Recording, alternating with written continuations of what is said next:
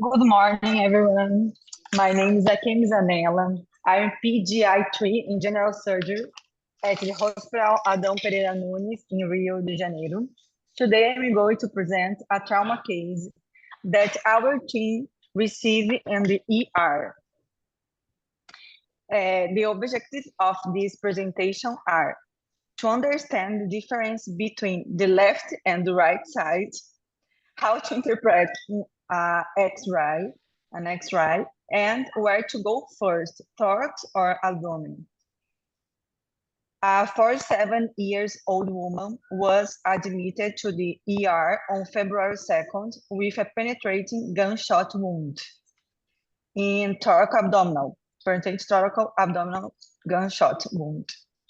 In this image, we can see localization of the gunshot. And we proceed with the ABCDE protocol. A, where A was patent and the cervical spine showed no abnormalities. B, the patient exhibits mild respiratory effort and decreased breath sound bilateral. Bilateral. Respiration rate was 23 and oxygen saturation was 95%. C, the patient was hemodynamically stable, heart rate was 80, and blood pressure was 120/90. There were no other signs of active bleeding. The Glasgow was 15, and the penetrating gunshot wounds were present in both hemithorax, as well as an injury to the right arm with signs of humerus fracture. What would be the immediate action? Is the first question. Yeah, great. So thank you. It's a very interesting case. So I'm going to call, I see that Dr. Untracht, Dr. Kassim, and Dr. Frisby are online. So I'm going to call you to comment on this case. Let's start with Dr. Kassim. Well, can you hear me? Yes, we can hear you. Yeah. Oh, good. Good. Well, it looks like this is a stable patient, but that could be a problem because she's well compensated. She's young. So be aware of that. 1 minute she's stable, the next minute she will crash. So she's got bilateral thoracic cavity injury, and you need to look at the trajectory, what the trajectory is going to be. So having determined that, having determined that she's not bleeding, which is essential in the current ATLS protocol, and if there's no external bleeding and there's nothing you can do to stop the bleed with the finger pressure or anything like that. So if there's no external bleeding and she's stable, at least I would get a chest X-ray and an abdominal X-ray to see what kind of damage the bullet has done to the thoracic cavity and abdominal cavity. And I would certainly establish the intravenous IV line, and she already has a fracture of the right humerus. So you are now, the only territory available for you would be either the neck or the femoral or the left antecubital fossa. So you need to get an IV started in one of these three areas. And once you have done the chest X-ray and have a looked at it and abdominal X-ray looked at it, and then you have to make a decision.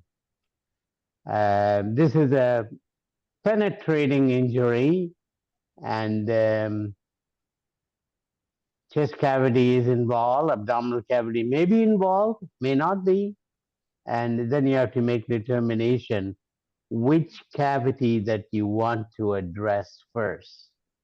By and large, ATLS tells us that abdominal cavity takes priority to the chest cavity unless the patient has hemopericardium.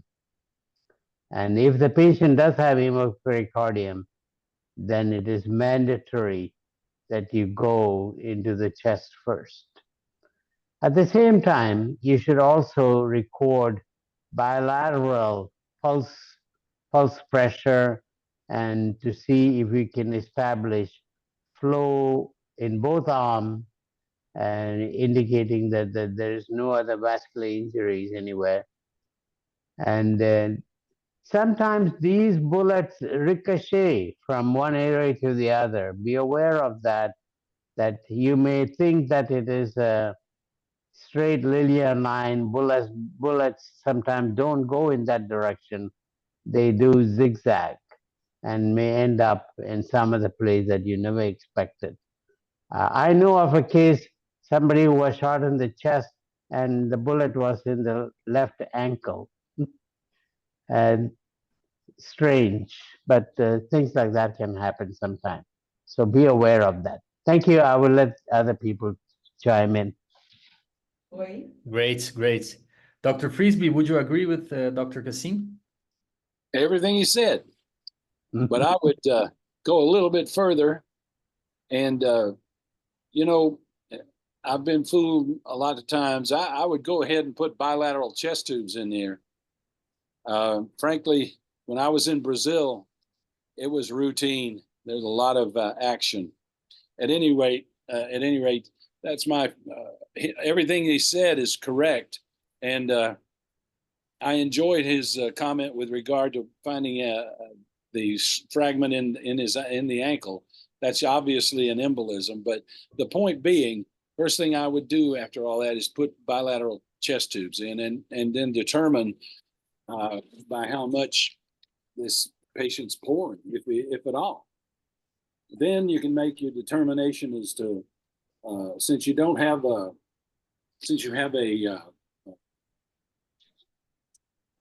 you don't have any cardio muffled sounds or anything like that, and you got a picture of the heart.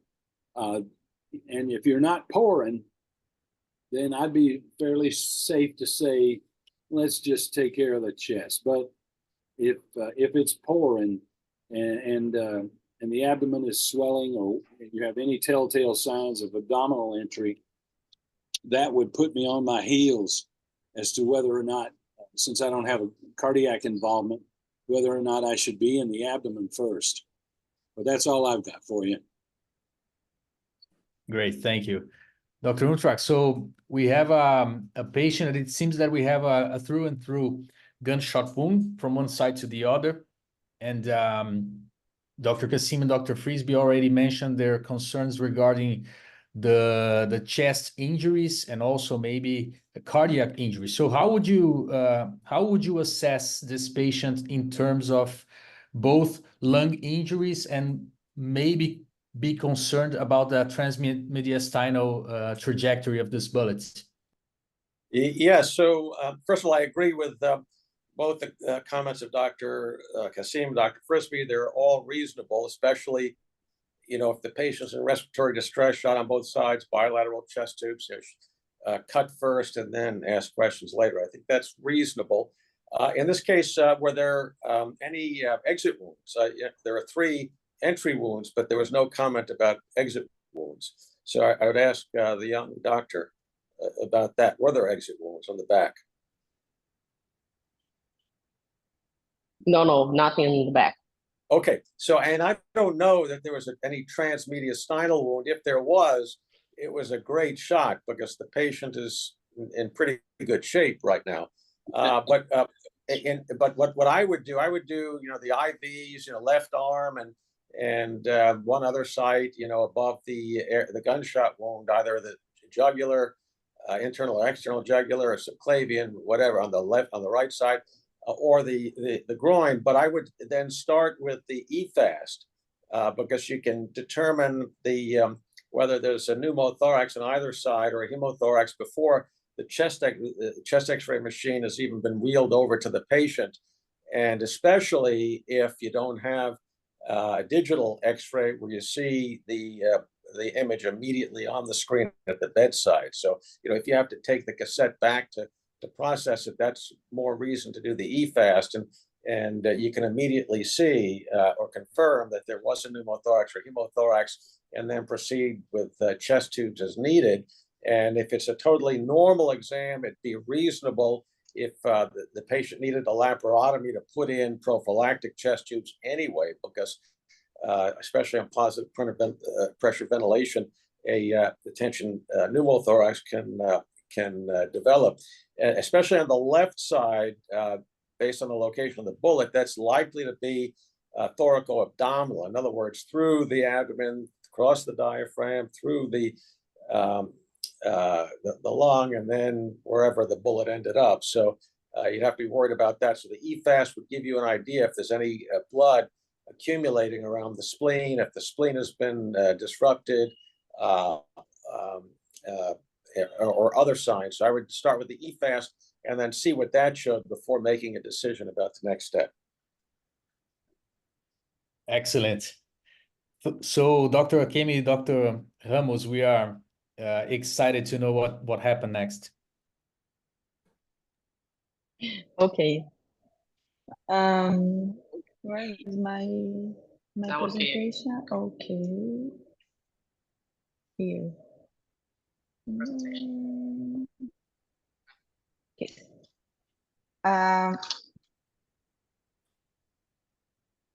Here. Oh, cadê? YouTube. Está pausado de novo. My presentation is was okay. Tá pausado, sim. Tá na mesma tela da pergunta. Ok. Em espanhol.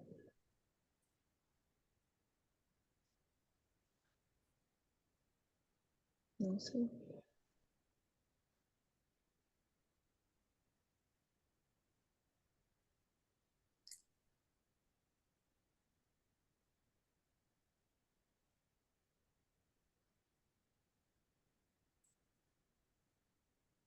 Quer tentar descompartilhar e compartilhar de novo?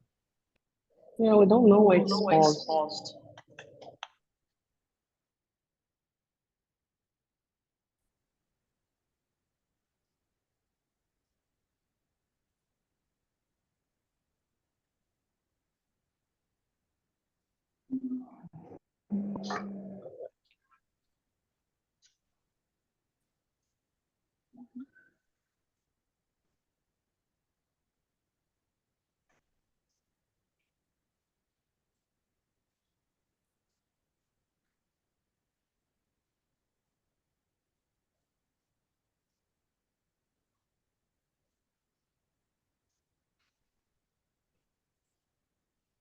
Pode ser internet. Rings de internet. Por enquanto não apareceu ainda não.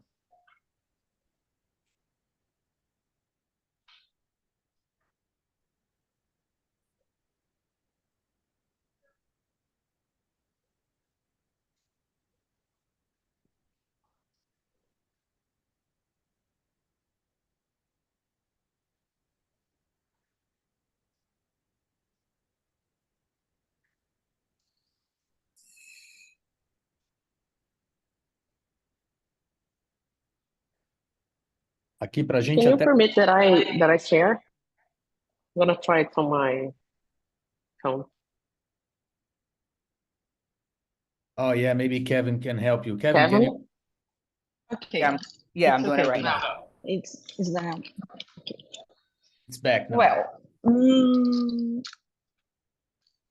Here we go. we decided to do a CT imagine because the patient's status was hemodynamically stable, and we we proceed to the CT.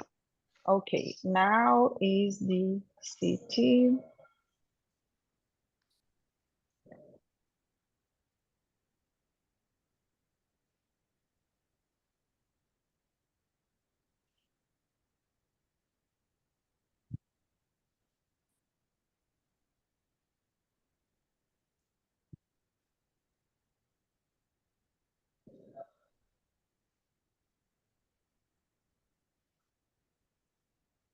One more time.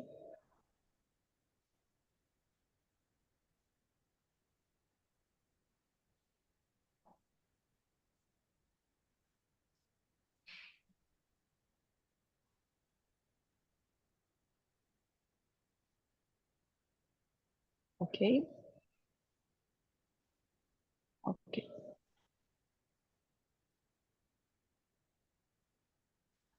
Now, what would be the next steps? One more time. So, Dr. Akemi, can you bring back the CT? So maybe, or do you want to Yes, go further? No, the city is here. the Okay, no problem. CT. Yeah, so I'll call the panelists. So, Dr. Untracht, what would you do with the CT scan? What are you seeing? Yes, as Dr. Frisbee said, you can't go wrong. Somebody shot on both sides, chest and abdomen, to put bilateral chest tubes. And, I would just, I think if the patient's stable, you can do the EFAST first or the CT, whatever.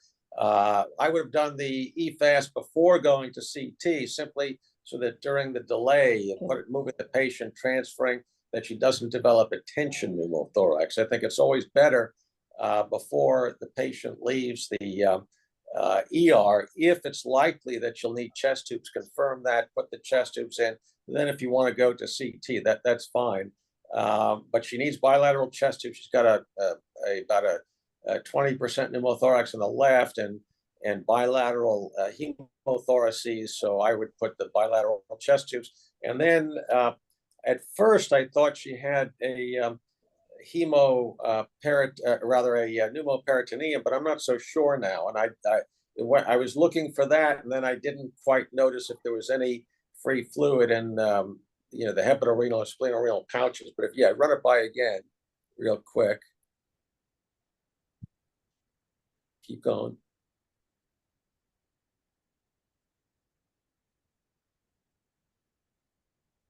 Yes, yes. Yeah. I mean, Okay. again, it's not a lot, but the EFAST would have shown it, and that's fine. So the bilateral chest tubes, and then see what's coming out. And but I didn't see the spleen was intact, and I guess there's a little bit of fluid on the right side. Let's see.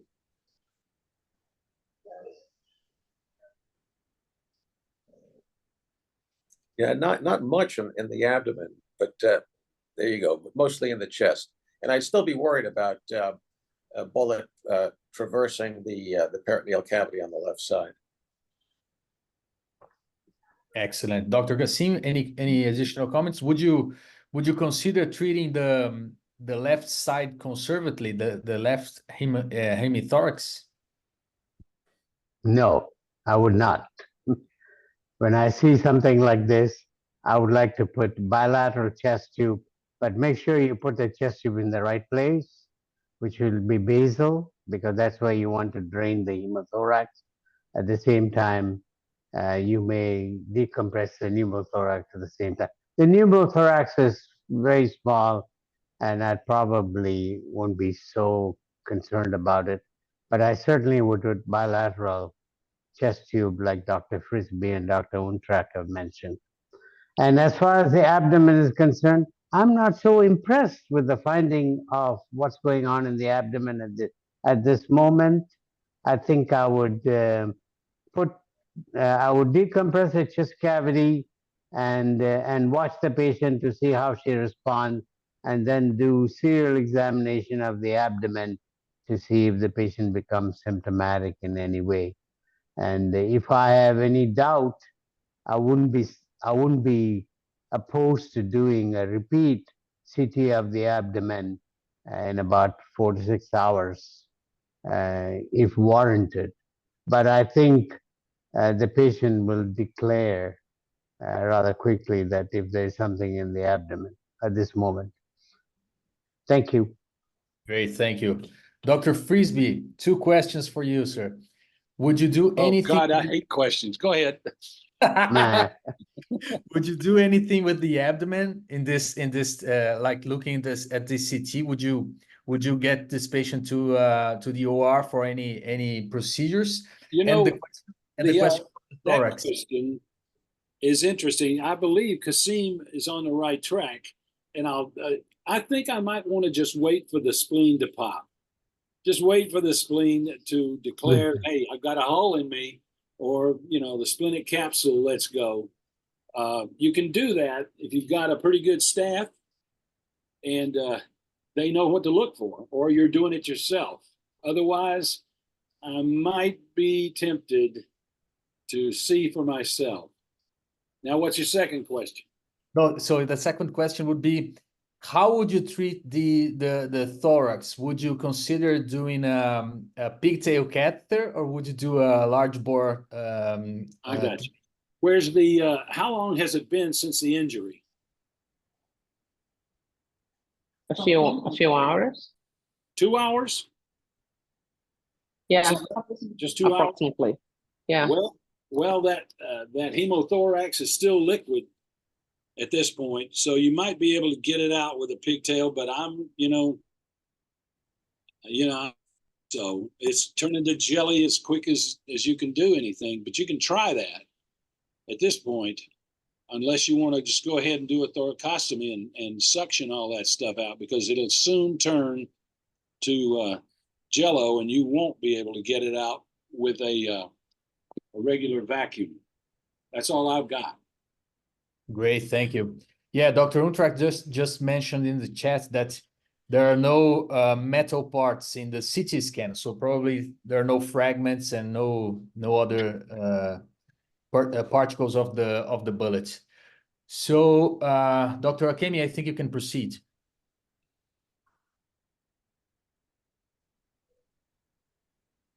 Okay.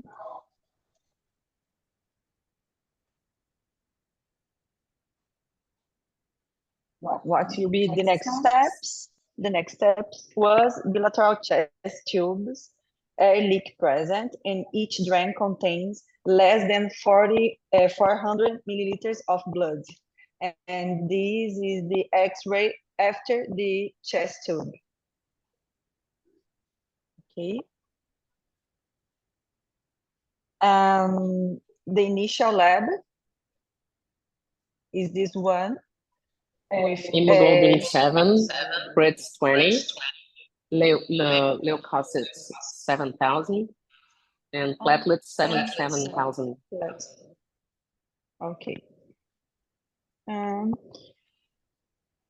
Well, initial findings and deterioration. Since the patient was stable and did not appear to have any intra-abdominal injury, as there was no evidence of pneumoperitoneum or free fluid, it was decided to not proceed with surgical intervention at the time. However, during hospitalization, the patient's condition did not improve satisfactorily, and she did not tolerate an oral diet and experienced vomiting. After 2 days, operate or not operate? Now. Okay, so let's get back to Dr. Frisbee. Damn. I think I'd want a CT again before we go in plowing in there, see if anything has changed in the abdomen at this point. First the CT, then if we find something, yeah, you convinced me, I'd probably operate, but I got to see the CT first. Great. So you would ask for another CT, right? Yes, I would. Dr. Kasim, would you agree with that?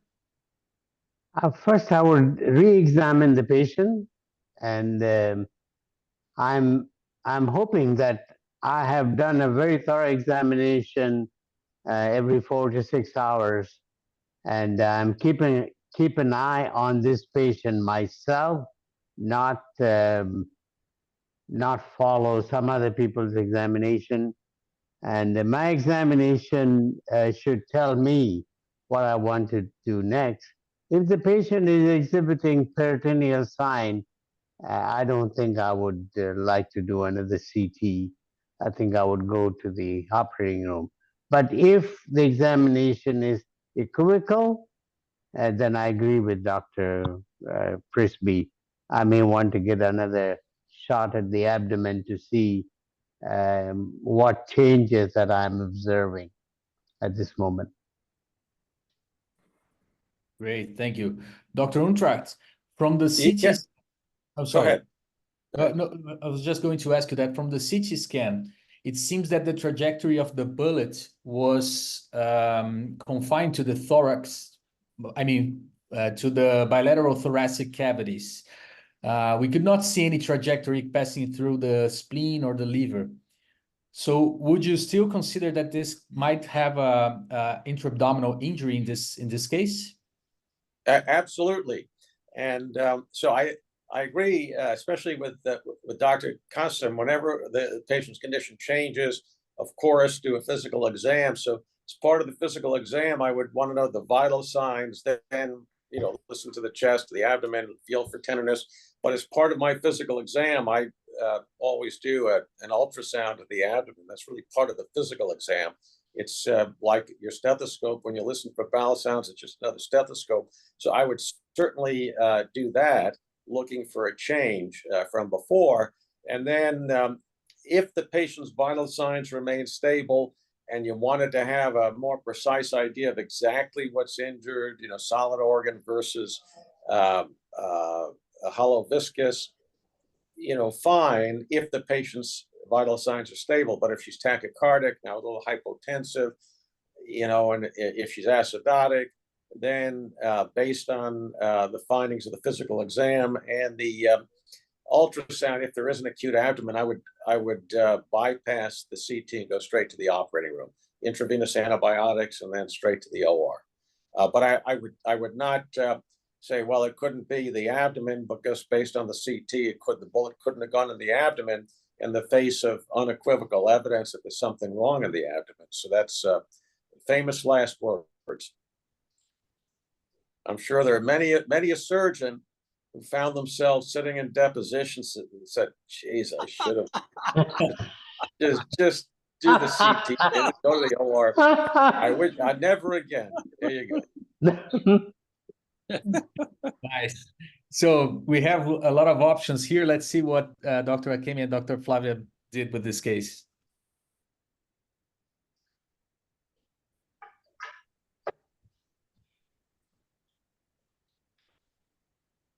Okay. Oops.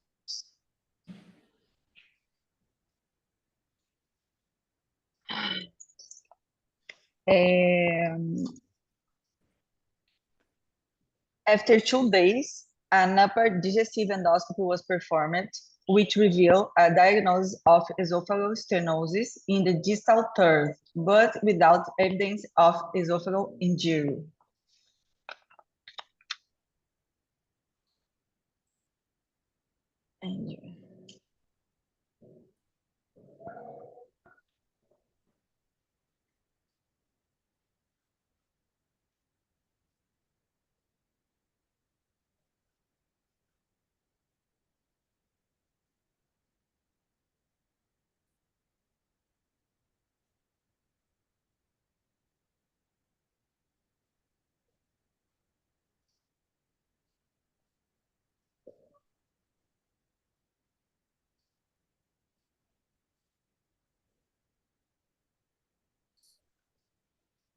Can you see the stenosis?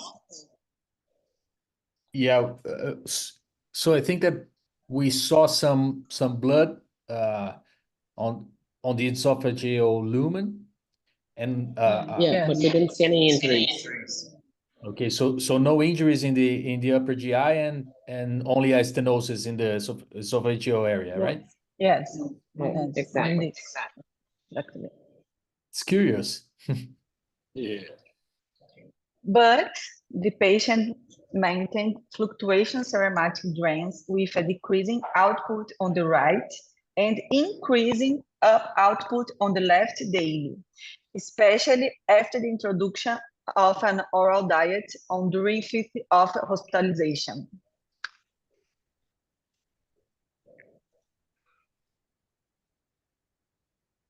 So did you understand this part? Mm-hmm. She's Yeah. talking about the chest tube. Okay. Yeah. Yes, yes. So we decided to do another CT. Okay, so this is a repeat CT on the fifth Yes. direction, right? Yes, that's right.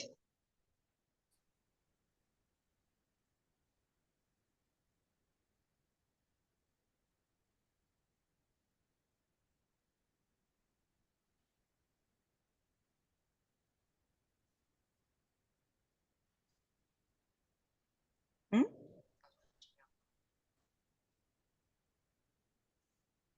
It seems that there's a oral contrast in the CT scan, or am I? Oh yeah, it's oral contrast, right? Mm-hmm. Yeah. Yeah, yeah. Mhm. All right. All right.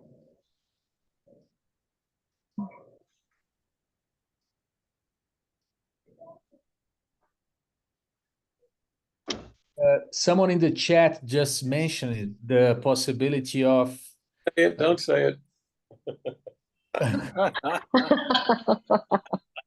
no, the possibility of giving methylene blue by mouth. Did you consider that? No. No. Okay.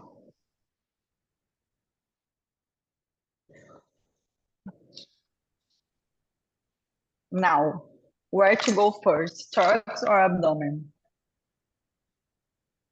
Okay, so before we start with the panelists, would you summarize what was found in the CT scan, in this repeat CT scan, so we can start the rounding with the panelists? Yes. Ah, okay. No. So there was a doubt with the left diaphragm. We didn't know if there was a hernia or if it was something with the lung, just pulling up the diaphragm. And you did not see any contrast extravasation from the esophagus, right? No, no. Okay.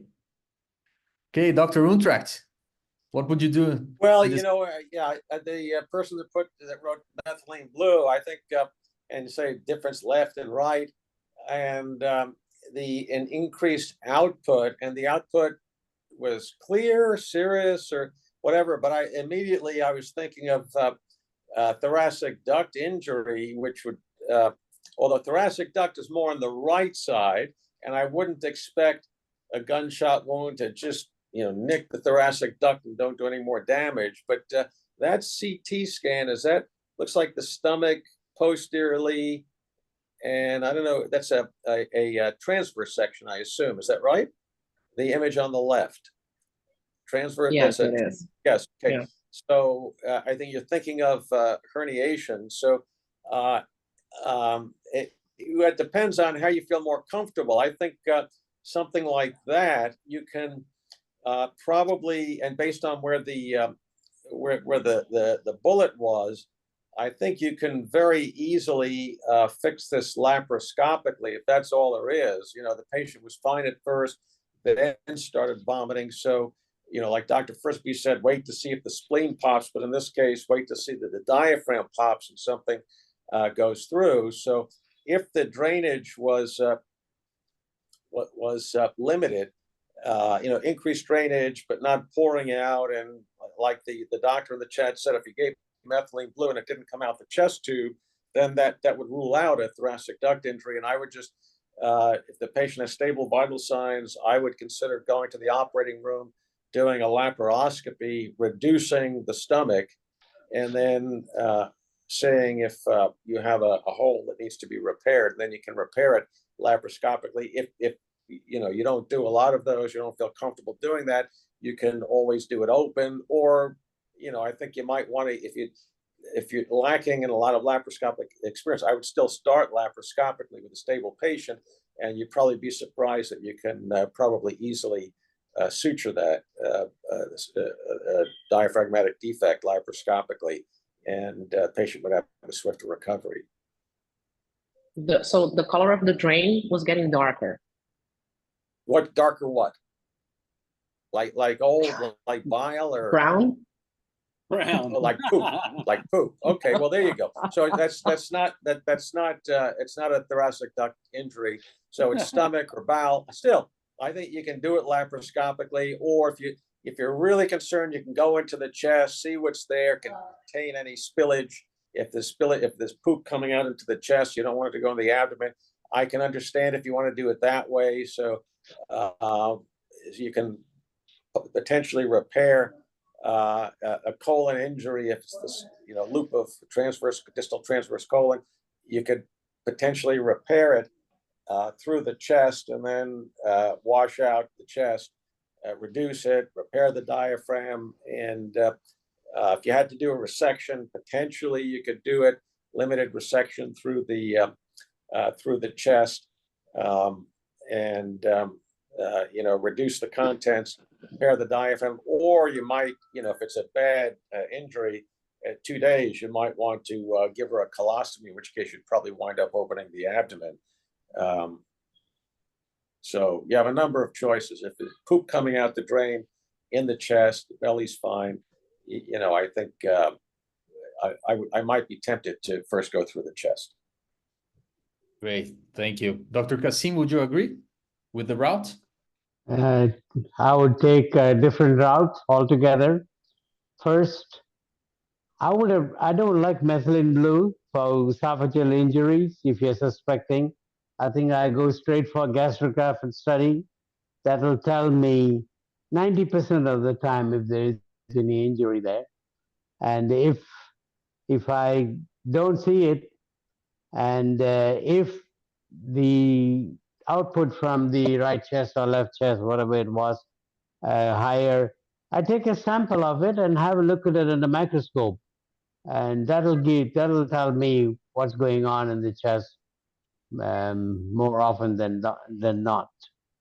And in that case, if I identify fibers in the thoracic cavity effluent, and then I know that the patient has had some type of colonic injury, and I don't like going into the chest when somebody has a colonic injury.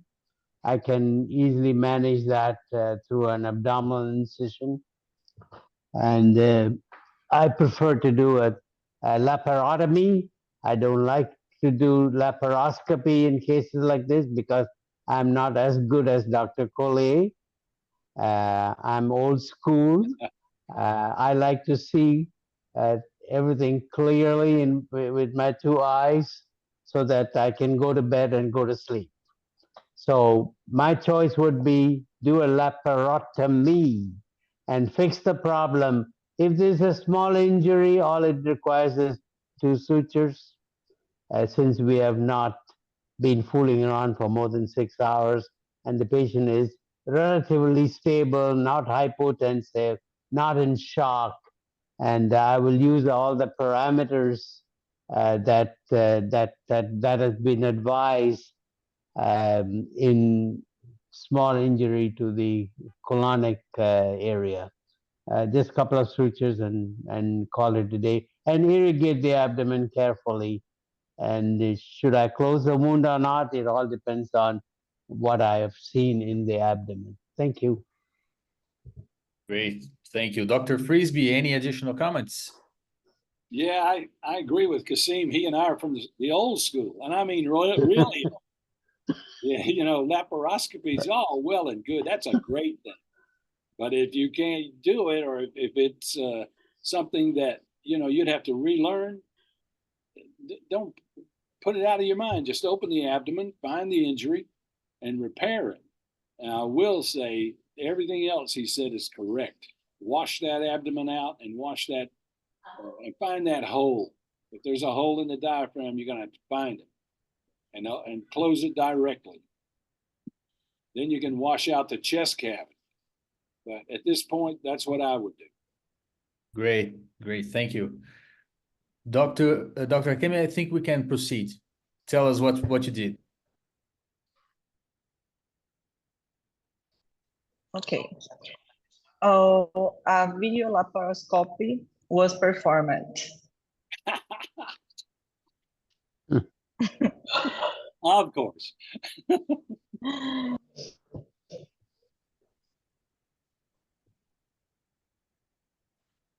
And revealing our herniation of the entire gastric body through the left diaphragm.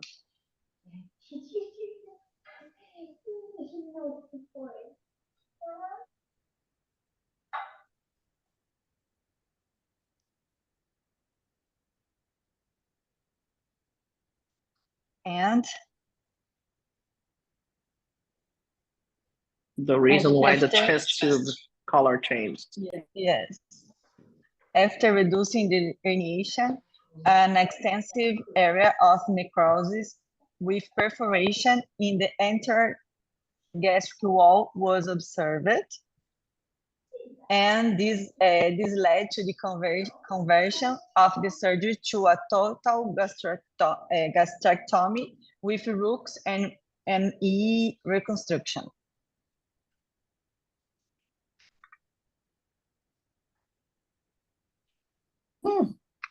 No. Yes, converted to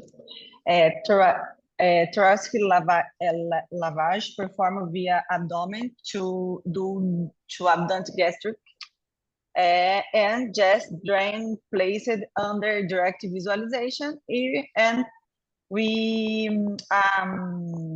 passed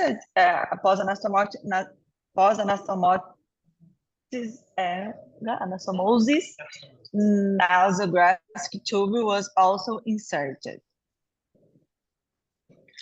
Did you do this laparoscopically? Did you open the patient?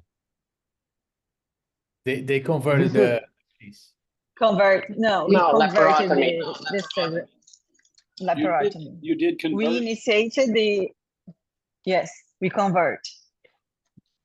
You converted to laparotomy. Yeah. Yes. Yes. Okay. So Told they you. started the procedure, and once they saw the hole in the gastric wall, they converted Yeah. it To laparotomy. Yes.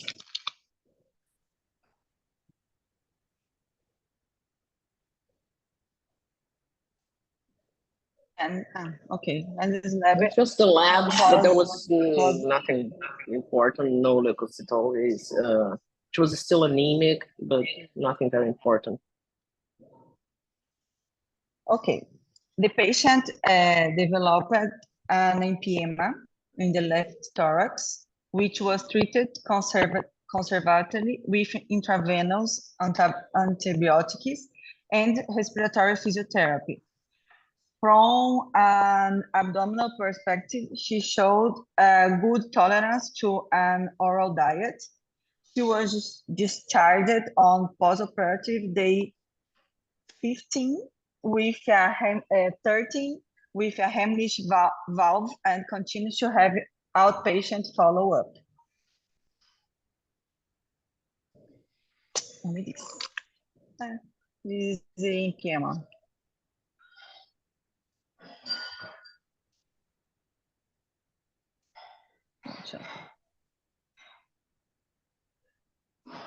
And take home. Diaphragmatic injuries can be challenging to diagnose with only imaging exams, and when in doubt, diagnostic videolaparoscopy or thoracoscopy should be performed. And only. Thank you.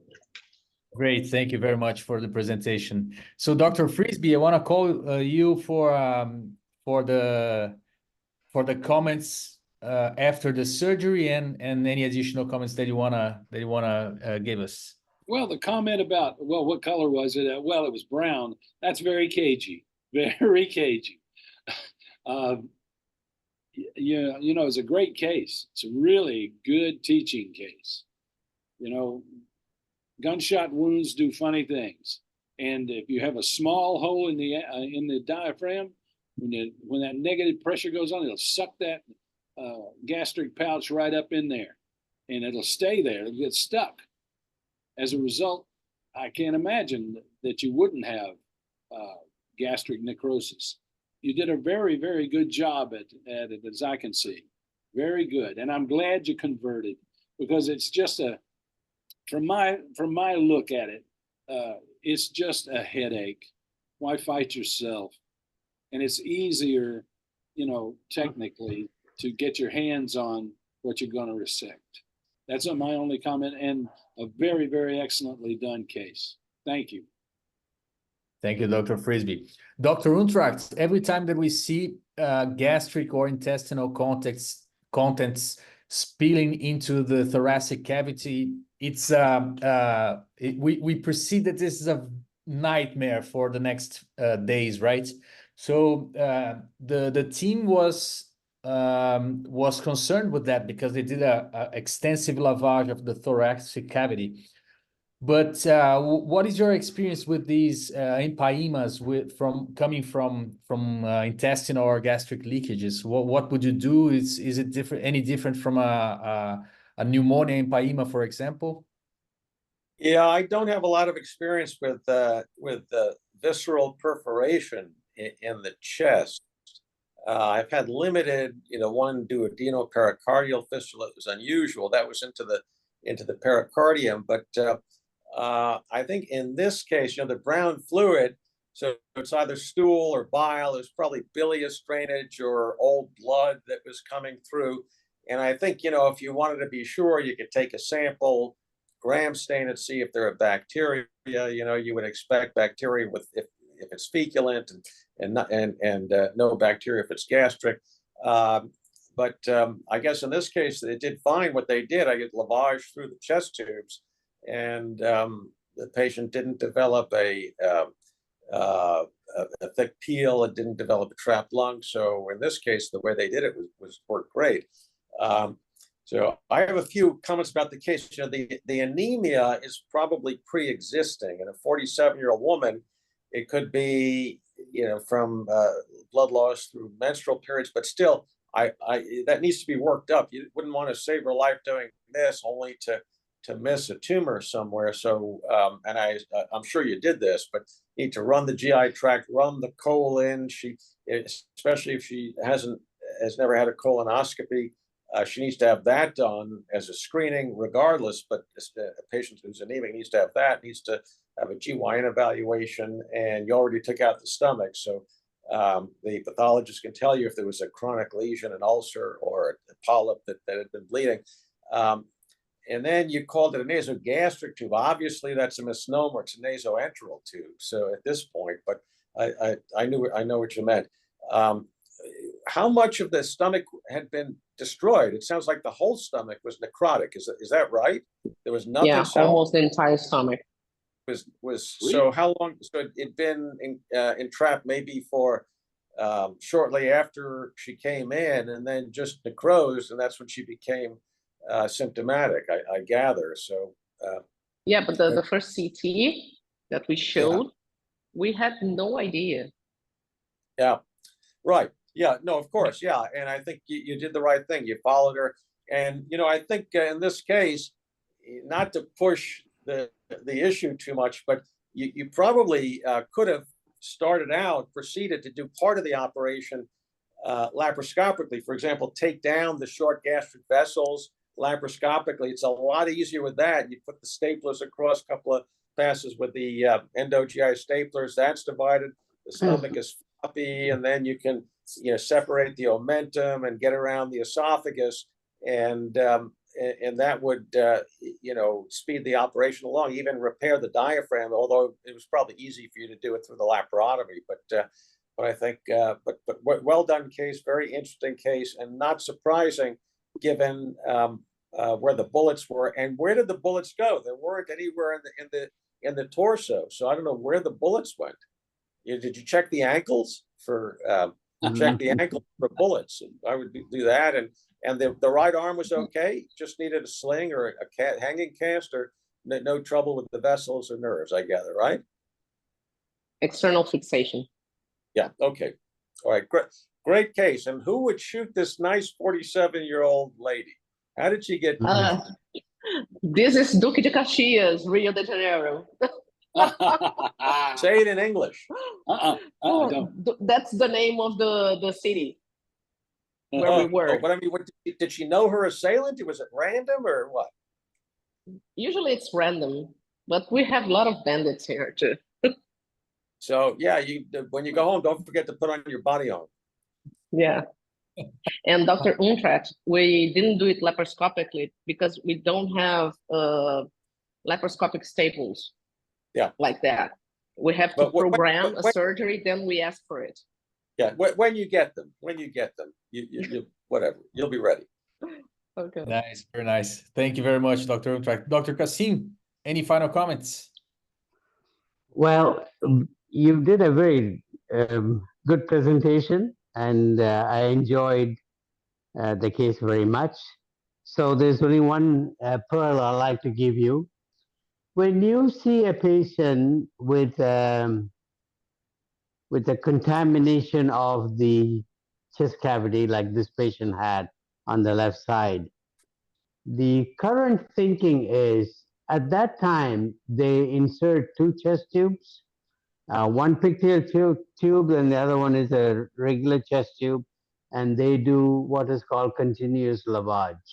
I think we heard about it last week in one of the symposium, but that is becoming more and more prevalent. So if you suspect contamination of chest cavity, I want you to keep that in mind. That's something that you may want to use, and they're using it more in big trauma centers. I know they're using it here in Oregon. And I heard, last week we heard that they used it in Miami. So you put one pigtail at the top and one chest tube at the bottom, and keep irrigating for a couple of days, and it works. It works as a lavage, continuous lavage.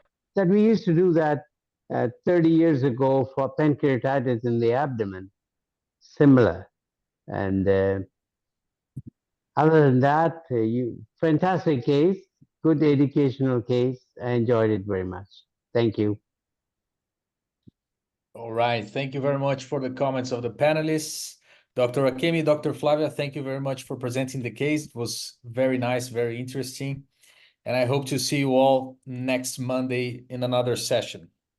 Thank you very much. Thank you very much. Bye. Thank Goodbye. you. Great case.